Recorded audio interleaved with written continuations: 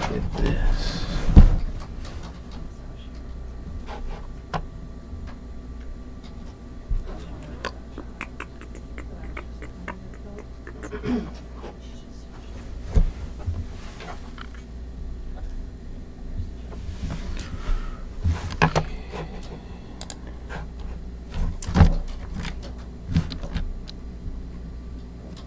This is Cool.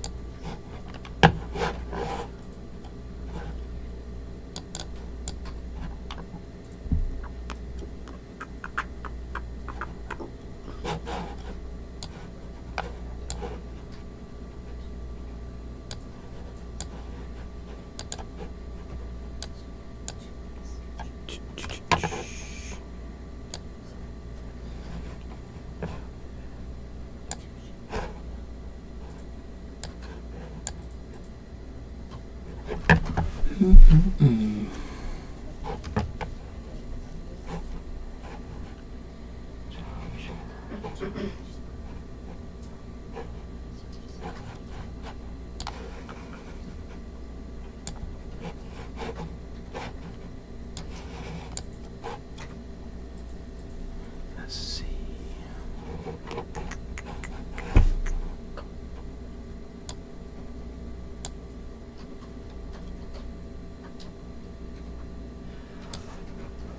So if you ever do this, because I don't know, this may be something that you adopt.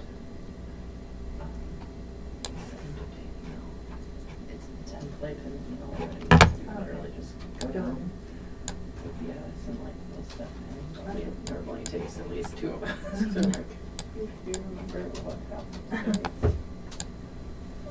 And the rest we can show you how to find like the stats and stuff in the platinum.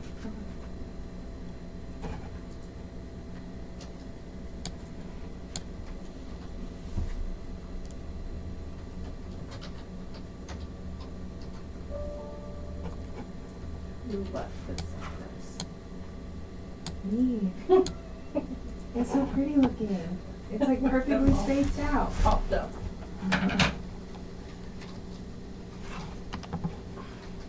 Subi was like, I see that puppet. And I was like, it's not yours.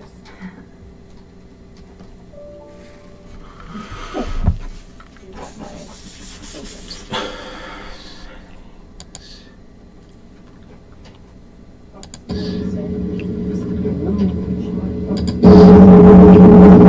Probably doesn't sound too She good. just told you.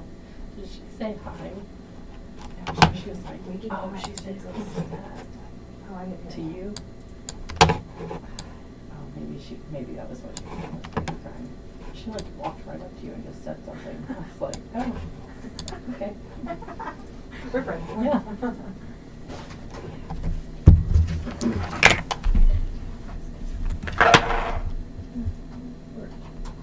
Oh, 91. The other 40 called on the phone. Oh my Jesus. The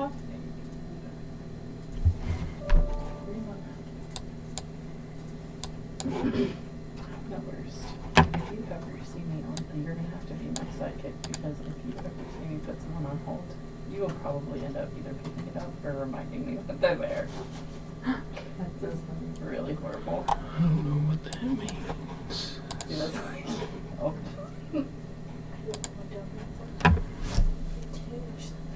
Oh God. It's been like 15 minutes. Can't believe you're still waiting on there. Probably not that long. Just feels so long in your head. If it felt long to me, it definitely felt long to them.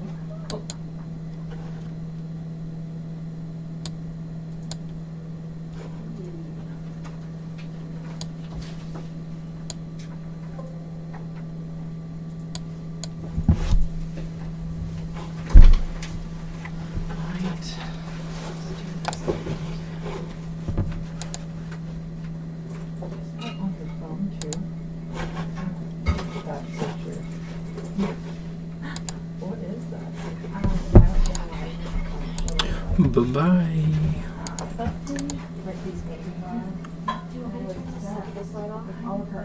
Say it. Which one? Oh, you can, whatever.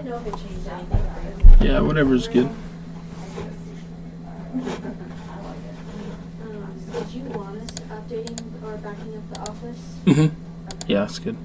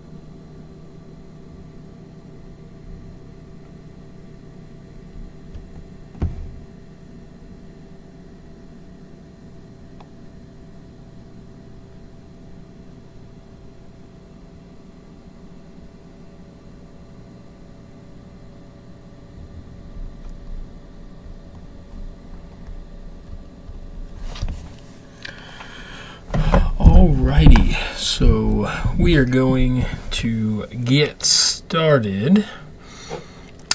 This Perfect Storm workshop, I first heard it presented, probably 7 years ago now, and it changed the course of my career in chiropractic. Because of this workshop, I love seeing kids. I fell into pediatric chiropractic because my cousin was diagnosed with autism right around that same time, probably 6 or 7 years ago now, and this work has changed my life forever. And so through the talk tonight, just like you can see on the screen, the big things that we want you to get from it are hope, answers, and help. The biggest thing that we see from our parents is just once you get some diagnosis, no matter what it is, ADHD, autism, apraxia, any diagnoses, most of the time it's just like, what is next? What's the next step? And the biggest thing that we want to figure out is why some of the things might have happened in the way that they did, and through that we can see, well, if these things have happened, how can we help your kid through it? And so tonight I'm just going to walk you through a whole bunch of slides.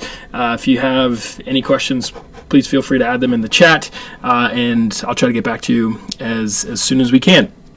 So here, the first slide in this Perfect Storm workshop are kids that we take care of, and again, we have a huge pediatric practice, and it is our biggest heart to serve these kids, because without chiropractic in their life, we see a lot of struggles that, again, we just can get to the root cause of and start seeing some massive changes in these kids. And so we'll tell you a little about their stories a little bit later on.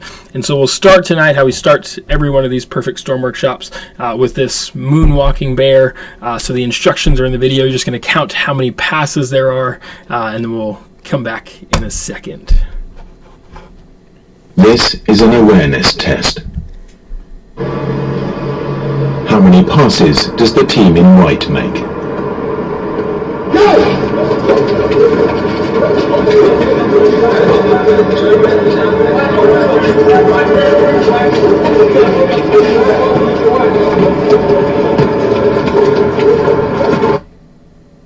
The answer is 13.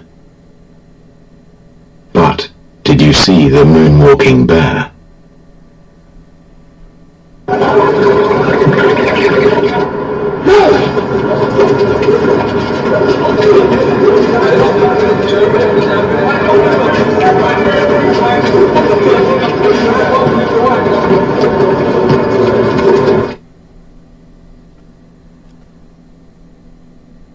It is this statement here, "It is easy to miss something you're not looking for," that changed my entire life's perspective. With the kids that we take care of, the biggest thing with everybody that we take care of, one of the biggest things that most parents say is, how come no one has ever asked me those questions before? How come no one's ever looked into my child's case history like that before? How come no one's ever connected the dots the way that you guys have? And the biggest thing that we tell them is that it is easy to miss something you're not looking for. What we look for in this practice is different than what most other practitioners are looking for. And so through that lens, we can see the same case history that so many other doctors see, and we can see something totally different because we're looking for something totally different. And it's that one perspective shift that has revolutionized so many of the people's lives that we take care of, because when you can look at the same thing differently, you get a different answer, and oftentimes that's the thing that people need to start getting different results.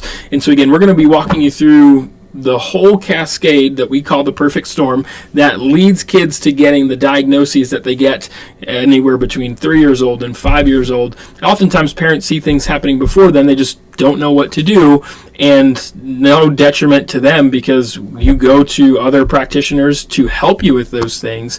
But again, oftentimes because we look for something different, we can provide the parents with a little bit of a different perspective.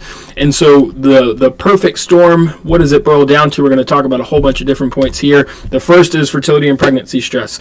The thing that starts everything is fertility and pregnancy, and it's because of this that my wife has now made it her life's mission to help couples get healthy so we can prevent as much of this perfect storm from happening as possible. It's actually during fertility and during pregnancy that most of the major, especially early on in the pregnancy, that most of the major parts of the brain and of the nervous system are developing. And as we go through this talk, you'll hear us talk about the brain and the nervous system a lot. Typically when people think about chiropractors, like, why do I have to talk to a chiropractor about my child with autism or with ADHD? Chiropractors work with the back. What we're going to show you is how the back is related to the nervous system, and how the back is, and the spine is, an integral part of the nervous system. And if the spine is not working how it's supposed to, then the nervous system's not going to be able to work how it's supposed to. And so that brain and spinal cord and nervous system, they start forming in the first few weeks of pregnancy. Oftentimes, even before the mom is aware that she's even pregnant, the brain and the spinal cord and that nervous system starts to form. And just like an apple tree, if you want to get apples, you have to grow the tree first. The nervous system is the tree, and all the organs form from that tree. And so that's the first thing to form. And so if there's any stress during fertility, any stress during pregnancy, what we talk about is that nerves that fire together wire together. And so if the baby is in a stressful environment, the baby's going to grow to adapt to that stress and to function as well as they can during stress. And so the nerves are going to start to fire and wire in that stressful pattern. That's going to lead to a lot of the changes that we'll talk about moving forward. Then the next big window that we see is birth. Honestly, most of the kids, there's a study that we'll talk about that shows 95 to 99% of kids are born with something that we'll call subluxation, essentially stress on the spine not moving right, causing stress to the nervous system. 95 to 99% of kids are born with some sort of misalignment causing neurological irritation. And that is the big thing that we see that most people don't look for, because a lot of the births, we will call them typical, but a lot of times there's a lot of stress that goes into that and so we'll dive a little bit deeper into that. What we see after the stressful birth is a lot of times moms are going to have trouble latching, the baby's not going to feed as well, which will lead to a stressed baby for sure and a stressed mom. And what happens is the baby gets stressed, they're not going to digest their food very well, they're not going to sleep very well, they're not going to even get their food very well, and so that leads us again, another huge aspect of this perfect storm. Then as the kid is not sleeping and not eating, then they're going to be more susceptible to sickness, to stress, to whether it's ear infections or asthma, and that's going to be the next thing, that these things then lead into the sensory world. Again, oftentimes as we layer back, it's because of what is happening in the first place, and then again, exhausted, angry, anxious teenagers, and then the burnt out, stressed out, that leads into even adulthood, because again, if we never address the root cause, then one of the big things that we're hugely passionate about is so many doctors will say, oh, don't worry, they're going to grow out of it. They'll grow out of colic, they'll grow out of ear infections, they'll grow out of allergies and asthma and breathing difficulties, but what we know is that kids don't grow out of anything, they grow into something. And so even if they technically grow out of colic, then they will grow into another diagnosis, and they'll grow into another diagnosis. And because we're not addressing the issue, we're just addressing symptoms. And so the kids, they change, but the stress and the root cause of these things that happen are usually still in play. And so this picture, guys, most of what we do in the practice, what it talks about is that there's two different aspects of the nervous system, the gas pedal and the brake pedal.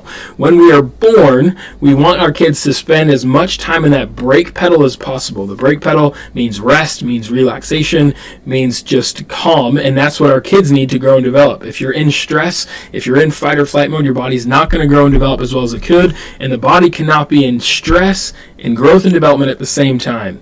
And so when we look back to what is the perfect storm, essentially you can boil it down, and you see the word a bunch of times on the screen is stress. And so if there's stress during the fertility process, trouble conceiving, if there's stress during the pregnancy, multiple interventions, multiple tests, fear-based care, stress during work, stress during a relationship, all of that stress boils down to the baby. Same thing, stress during the birthing process, stress during eating, stress during growth and development. That stress leads to that gas pedal being stuck on, and if the gas pedal is stuck on, then that baby's not going to be able to grow and develop as well as they can. And we know that most of the brain development that takes place happens in the first year. And so if there's any stress that's happening during that first year, and the baby is spending more time in stress, fight, or flight mode rather than growth and development, we're going to see the negative effects of that later on in development. And so this is a quote by Dr. Bruce Lipton.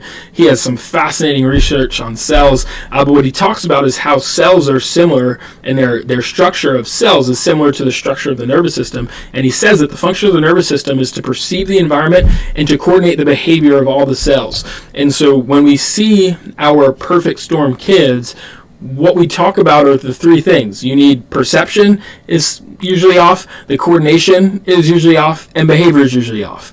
And so the nervous systems aspect has a huge role in all parts of the body, because what we tell all of our parents are the two things that we look for are, how is your brain sending and receiving information? So again, that's the perception of the environment, that's the coordination of the cells, and based off of that, how is your child interacting with the world? And that comes into behavior. And so through those two windows, we get a huge information, a huge window into your child's developing brain and nervous system, to where we can see where are their gaps, where are their possible stressors that we can address, that we can fill in those gaps, so we can then give your child the best chance to grow and develop optimally, and to give them the best way to interact with their world. So because another huge thing that we're passionate about is not saying that kids are bad, that anything that they're doing is bad. Everything is a window into the brain and the nervous system. And so if we can give your child a better information to their brain, and have their brain send better information back down to the body, they're going to have a much easier time coordinating all their behaviors. And that is the premise of the rest of the talk. And so here, altered perception equals altered function. And you can see all the different altered functions of the body and what they control. So motor, gut, immune, speech, social behavior, and emotional. All of the kids, almost all of the kids that we take care of that fall into this perfect storm category have something going on here. Some motor difficulties, having problems coordinating behavior, coordinating movements. Gut is huge. How many kids have digestive issues, or they're constantly gassy and bloated. We just had a baby come in, a child, he's 4 years old, who's been bloated since birth, has diarrhea, and we're talking what happened. And again, this whole perfect storm: stress during pregnancy, stress during birth, stress for the first few months, and the child has never slept, they never eat right, they've never had regular bowel movements, and so we see huge aspects into the gut. The gut and the immune system come together, and so usually when we see gut issues, we see the immune system come right after. Speech, we're going to be talking about a child with speech challenges that, again, through chiropractic care has seen incredible results, and in social behavior and emotional, those three are tied together. But again, altered perception changes that function, and what we say is, just like a computer, just like a calculator, if you put abnormal information into the computer, there's going to be an abnormal output. It's not that the computer is wrong, it's not that the calculator is wrong or broken, but if we don't put the right information in, we can never expect the right information to come back out. And so this, again, just huge influences on what we do in the practice. So this Harvard Developing Child study was done, and it said that the interaction of genes and experiences shape the developing brain. And so what we hear a lot of times is, well, it's whatever's happening with my child, oftentimes we get blamed on genes. And what we know is that genes are just a blueprint. The genes just tell the body what to make. They don't tell the body how to make it. What the body needs in order to know how to make things is information.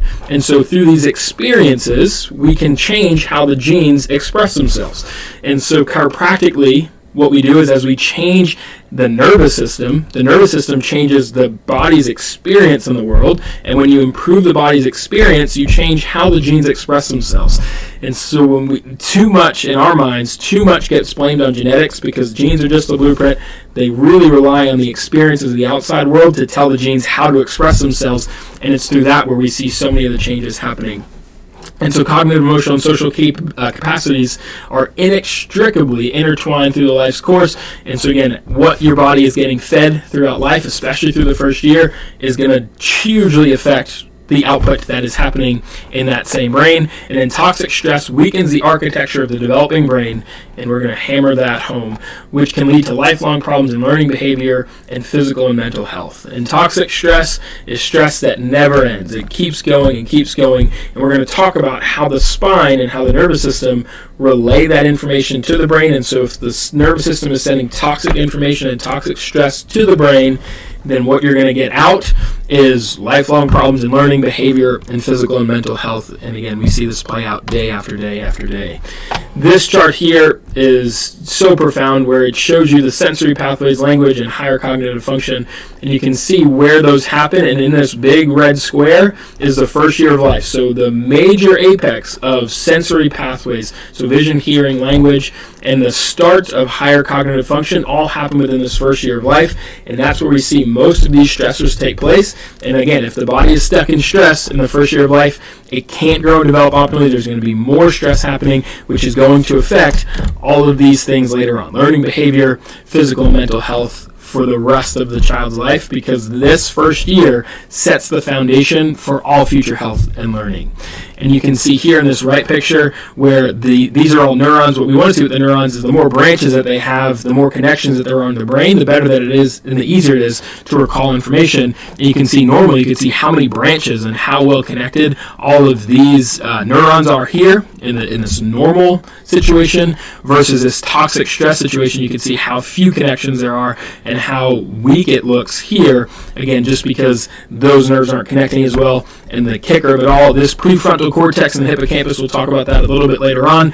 Those are huge parts of the brain for making us human. The prefrontal cortex, we as humans have the biggest prefrontal cortex out of any animal, so that's essentially the part of the brain that makes you human, that controls all executive function, your decision making, your rationale, your ability to do higher level tasks. And so if those neurons are affected, all of the things that make you human are going to be negatively affected.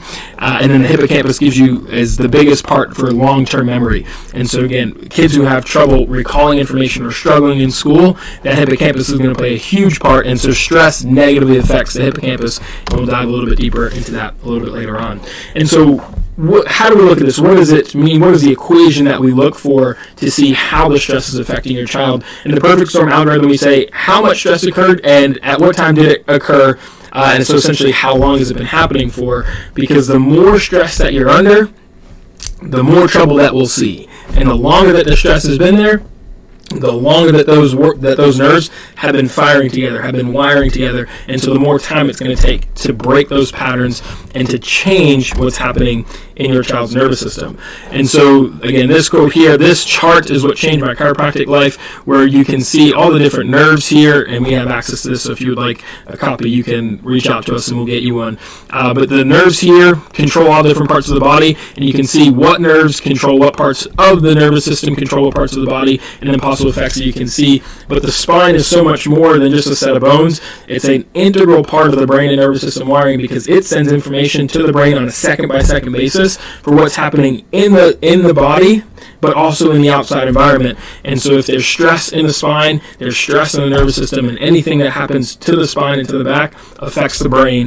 And that's why chiropractors have such a huge impact on kids who are in this perfect storm. And so again, the subluxation, I mentioned that before. Subluxation is when the spine is out of alignment and causes irritation to the nerve system. And anytime there's irritation to the nerve system, that's where the stress gets stuck on. And again, just to talk about that first year of life, it's hugely important in that first year to not set a foundation, or to set a foundation with as stress-free environment as possible, trying to stay away from that stress as much as we can.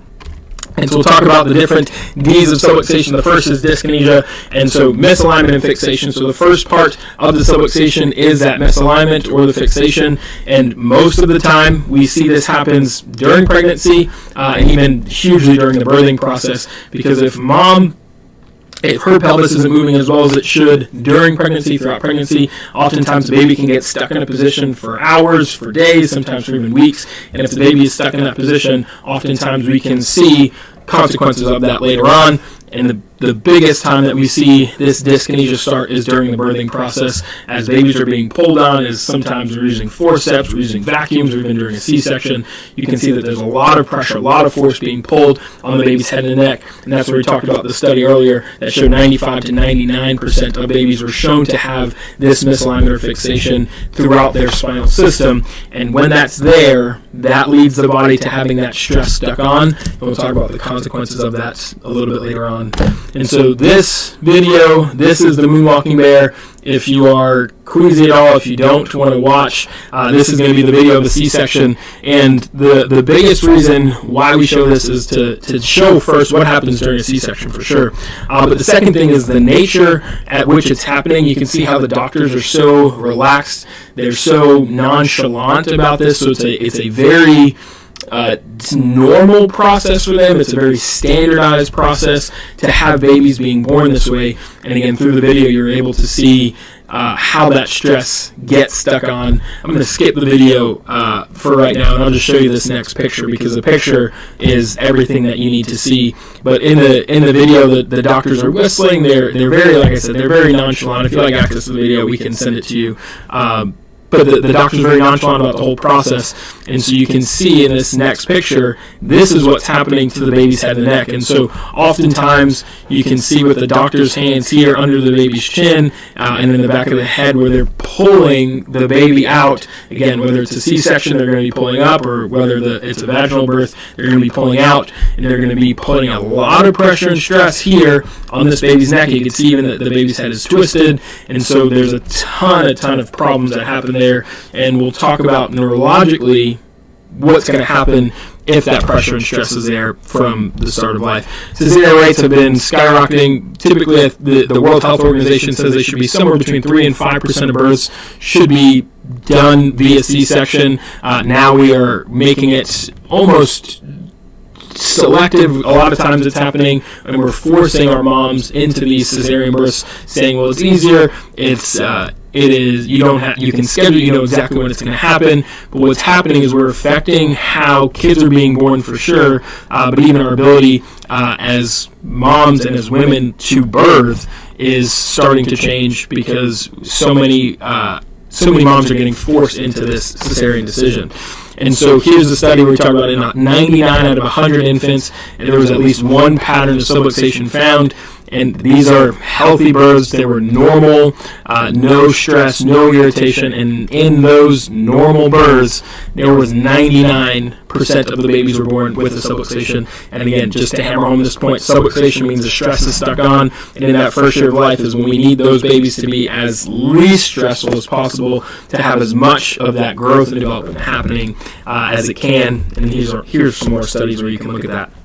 And so what that leads to, if the spine is not moving how it's supposed to, if it's not in the right position, there are muscles that are attached to each bone in the spine, especially in the top part of the neck. The body is very aware of what's happening here, that send information to the brain on a second-by-second basis to tell it exactly what's happening. So if the spine is stuck out of alignment, if it's fixated, if it's not moving right, if it's causing irritation, the brain gets a second-by-second information about exactly what's happening. And so the analogy that we use essentially is if the muscles are talking to the brain, but they're not doing what they're supposed to be doing, the input is going to be significantly higher. So if this is a normal clapping pace where this is how much the muscles should be talking to the brain, if there's a misalignment happening, it's like this. And so you can imagine if your child is trying to sit in math class, or they're trying to read a book, and then they turn the page and they're like, oh, I forgot everything, because their brain is just constantly being bombarded, constantly being overwhelmed with this information, that is exactly what this disafferentation means. That means that the brain is not receiving the information that it should. The brain is receiving those stress signals, and therefore it's going to change the output of the brain. And so what is sensory processing disorder? This video talks, and it does a great job explaining what we see in these kids with this disafferentation model happening. Some kids are really bouncy and can't sit still. Some kids aren't very coordinated. Some see food as a pile of toxic goo that hurts their mouth and jangles their taste buds. School might be a mysterious place where things don't make much sense. If this sounds like you may have sensory processing disorder, and we're going to explain it here. Your body has 7 senses: vision in your eyes, hearing in your ears, touch in your skin, taste in your mouth, and smell in your nose. And you have 2 movement senses: your muscles and your sense of balance. In sensory processing disorder, these senses don't communicate right with your brain. Think of the nerves connecting your brain and senses as a set of roads. Those roads should be smooth superhighways so that the senses and brain can communicate fast. If you have sensory processing disorder, then some of your roads are bumpy and rough. You can also think of the senses as having a broken volume control. If the volume is too high, you listen your senses too strongly. If the volume is too low, you won't feel sensation at all. In fact, you'll want more. Some kids overcome these problems as they grow older. Others need help. Help is usually occupational therapy, and it's fun.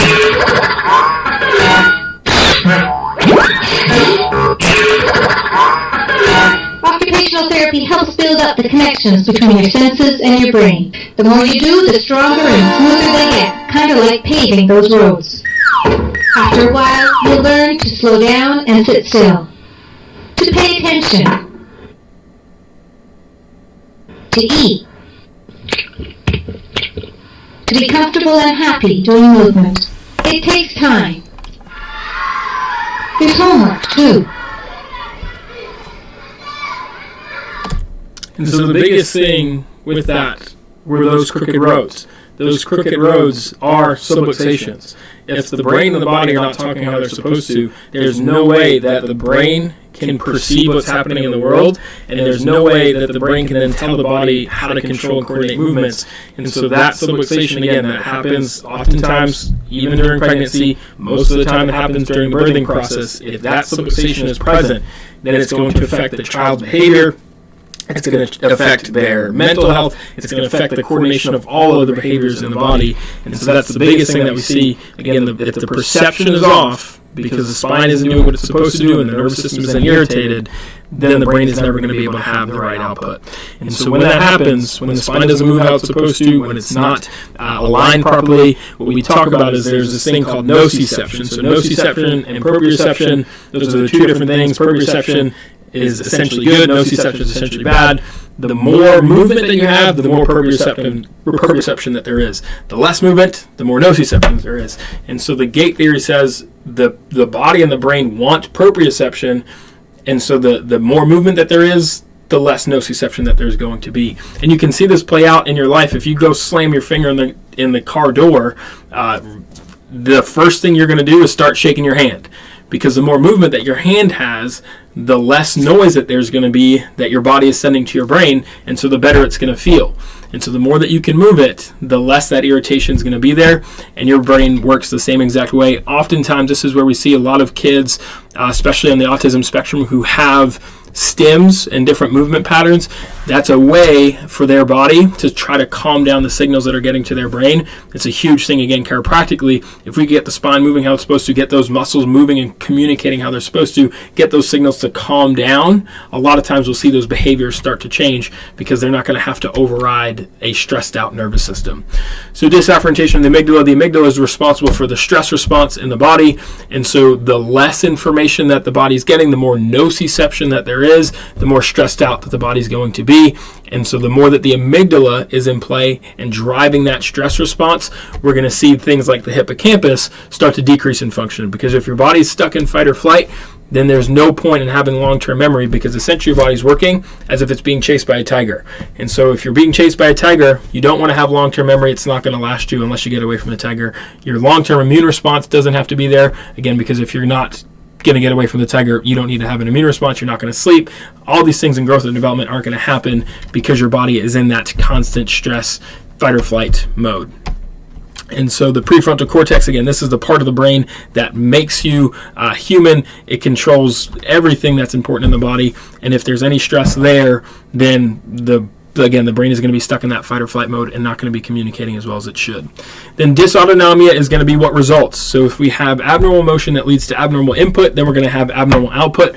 And again, that's resulting in dysautonomia. And again, that means that the body is stuck in gas pedal mode instead of the brake pedal mode. So all the important organs, they're going to essentially be turned down as the body is focusing more, functioning more in that fight or flight mode to try to run away from that tiger. And the vagus nerve is the biggest nerve that we talk about, because the vagus nerve controls all these different organs that you see here. It goes down to your throat, it controls your lungs, it controls your heart, it controls the top part of your digestive system. So if the vagus nerve is stressed, you can see effects throughout the entire body. And again, the important part chiropractically is that vagus nerve comes out of that top bone in the neck, and it passes right in front of it. So as that baby is being pulled and twisted, oftentimes we see that's where the irritation comes from for that vagus nerve. And if that vagus nerve is irritated, we see so many changes happening in the baby's body. And you can see a whole bunch of studies here on how that parasympathetic nerve, which is, again, the biggest part is that vagus nerve, affects children with sensory processing disorder. It affects the gut huge. And so in chiropractic, we talk about a brain-gut connection instead of a gut-brain connection, because the vagus nerve drives so much of gut function. And so if we can get the vagus nerve functioning as well as it can, we have a huge, huge impact on the rest of the body functioning, especially digestion. And then dyskinesis is abnormal energy output, to make it simple. And so we can see, again, a lot of times with our perfect storm kids, they have a hard time regulating energy. They have a hard time controlling exactly, their bodies have a hard time doing what they're supposed to do in the time that they're supposed to do it. And so we have scans here that, again, we'll show you some examples that show exactly how much energy your child is using to interact with the world on a daily environment, or on a daily basis. And what this ultimately leads to, what we say is, in the body, what we want to hear is Mozart. We want the brain to be nice and relaxed. We want it to not be too stressed out. But oftentimes when we see this dyskinesis and the abnormal energy output, that's because there's Metallica playing, and so the body, again, is running from the tiger. And so you can see, again, here's subluxation leading to disconnection. What we want to see is, again, a body that is sending the brain the right information. So this was a girl that came in. She was sick all the time, had tons of ear infections. She had a really stressful childhood. Her mother tried doing everything. They changed the diet. They did different therapies, and all of these things were helping, but she reached a plateau. And then you can see here, these are scans that we do in our office that show exactly what information about the body is sending up to the brain. And these two black lines show exactly how Katie's body is sending that information to her brain. And we actually want those two black lines to be in this gray pear-shaped pattern that you can see here. And you can see how where things are supposed to be more narrow, those are wider. Where they're supposed to be wider, they're more narrow. And so her body was in a state of distress and disconnection. And like I said, her mother had tried everything. After getting her adjusted, she started having better behaviors. She started having a better immune response. Her digestion was changing. And now she's a completely different girl. And her life is forever changed because her brain and body are talking just like they should. And again, you can see the difference here between these two scans, how erratic that information is, how spread out it is compared to now her body is doing exactly what it should be doing. And so Logan was a boy that we took care of, and we still take care of him. He started when he was around 2 years old, and his mother brought him in because she met us at an event, at an apraxia event, and she had been looking for help everywhere. She had tried everything. They did speech, they did OT, and Logan, again, was the prototypical perfect storm birth where there was so much pressure, so much stuff that happened that mom didn't even know about. After reading through his birth record, she was completely shocked at the stuff that had happened. And he came into us at 2 years old, not really saying much. He said a few sounds. He put mama together, but never said a full sentence. And this was his first scan. You can see, again, where we want these two black lines in this gray pear-shaped pattern, you can see how erratic it is, how much is going on there. And essentially that's what was happening with Logan. He was disconnected. He couldn't put his words together. He had a hard time latching initially. And so we started adjusting him. And very early on into care, he actually said a full sentence within the first few weeks of getting adjusted. And that's because mom had put all the building blocks into place, and chiropractic care just glued them all together. And he was able to form a sentence within the first few weeks of getting adjusted. And even now, to this day, Logan wasn't supposed to be able to speak normally and to catch up until he was 7 years old. And now he's 4, maybe just turned 5, and he's going to be starting in a regular kindergarten next year without any sort of speech therapy or anything going on. To catch him up. He's done all the work. He still does speech therapy, but we've progressed him so much. He's progressed so much under care that he's going to have a completely different outlook through childhood. And you can see mom's testimonial here. He's 3 years old with apraxia, and again, the combination of speech therapy and chiropractic, it changed his life completely. And now Dara has full conversations with him all the time, and he's talking all the time. And he just said in the office, the last time I saw him a couple weeks ago, he said that I want to be like Dr. Bin when I grow up. I want to be a chiropractor. So Logan's amazing, and again, it's absolutely amazing the changes that we get to see. Marshall is another boy that we started under care, who on his first visit, our office is a big square, and there's a smaller square in the middle, so it's just a big circle. And so he was running laps, and he's like, I just want to run, and he was racing everybody. And you can see, based off of his scans, that's exactly what his body was telling his brain to do. It's like, you need to run because there's a tiger, and you need to keep on running. And that's essentially how his mom would describe it, was that he was nonstop on the go all the time, and because of that, he didn't sleep well, he didn't digest food well, he didn't have a great immune system. And so you can see that's all reflected from the nervous system. And after getting him adjusted, you can see how much better his nervous system was functioning. His life changed completely. His mom wouldn't leave the house to go shopping. He would hurt his younger brother. So many things happen in there. Again, their life is completely different. Now that getting adjusted, Marshall's a completely different kid.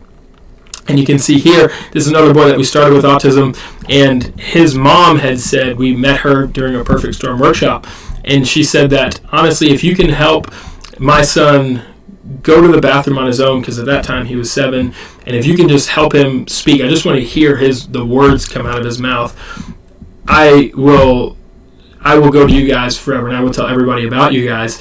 And now he's been under care for close to 3 years, if not 3 years, and we've seen him progress so much. He's now fully potty trained.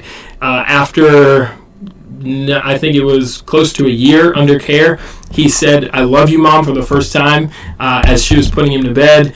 He's able to look up videos on YouTube in 3 different languages. His brain is absolutely amazing. He's blossoming under care, and he's doing absolutely amazing. And again, you can see when you get the nervous system changed, what the nervous system does, what the brain provides as output, changes drastically.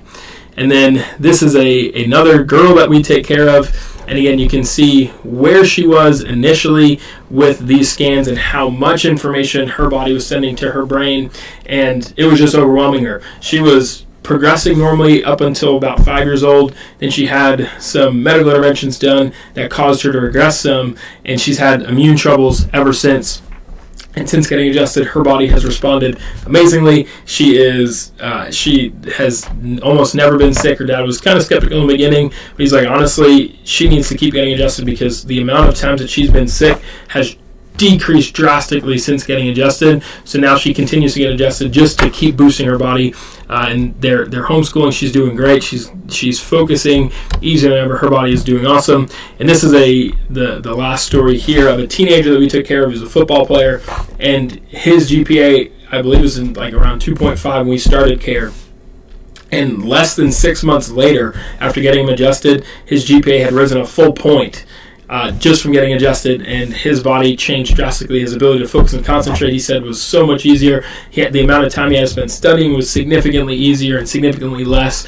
And again, you can see how much energy his body was sending to his brain where it was impossible for him to focus and concentrate. So it was affecting his life, it was affecting his grades. And again, you can see after getting adjusted how much that has changed. And so this is the end of the talk, and the big thing that we want to encourage you is to just keep searching for information. Just keep looking for people to provide a different viewpoint, a different perspective on the same information, so you can start getting different answers. And as you get different answers, the biggest thing is you can start making different decisions. What we say is that information is not power, action is power. So until you put the information to action, we're not going to see as many changes. All this information is absolutely amazing, but the biggest thing that you can do is now take action in response to that information. And so one of the big things that we talk about is taking and removing out the 3 T's. A lot of parents have already done this with their diet, with dyes, with chemicals, with pesticides, with all these different things that have now inundated our lives. If you start removing those from the body, you'll take away stressors that from irritating the body, causing this stress response. But the biggest thing that you can do is get your child scanned. Because if your child has stress on their nervous system, if your child is not sending and receiving information as well as they can, it's going to affect their output. And just like all the kids that we just went through, all their cases, all the different stories, the only difference in between those kids and your child is the action that the parents took to help them get those results. And so in our office, what we do is we'll do neurological scans to see exactly how the brain and body are communicating. Those are all the scans we talked about. Those scans don't take any information, put any information into the body. They just read information coming out. They measure temperature so we can see how the body is sending information to the brain, and they measure muscle activity so we can see what is the body sending back to the brain, so we have the complete cycle. And once we have that information, we can give you a better outline to say, this is exactly what we're seeing in your child. This is how we expect them to respond to care. And we'll give you a care plan that says this is the exact outline that if we follow this, your child is going to have the best chance at sending and receiving information as well as they can, so their behavior can reflect that better input and output. And so how long does it take is a question we get all the time, and that usually depends upon how long the stress has been there and how old the child is. And so with the 2 cases, with Logan, the first case that we started with, when he started at 2 years old, he spoke within a first week. One of the other cases where the mom wasn't able to hear her son speak until he was 7 or 8, he didn't start care until he was over here at 7 or 8 years old. And so the amount of time that it took was almost a year longer to achieve the same results, because that brain had been firing and wiring for as long as it has, and so his body was so used to functioning in that pattern that it took so much time and repetition to get it changed. And so how long does it take depends upon how long the stress has been there, and also how old the child is and how ingrained those patterns are. And so again, when we set up the time to talk, it'll be a conversation that we can talk about. And again, what does the scan measure? One of the scans measures temperature. You can see on this top left scan here, this is temperature, and the bottom 2 scans, both of those are measuring muscle activity. So we can see again exactly how the brain is sending information down to the body, how the body is talking back up to the brain, and we can put that complete story together for your child.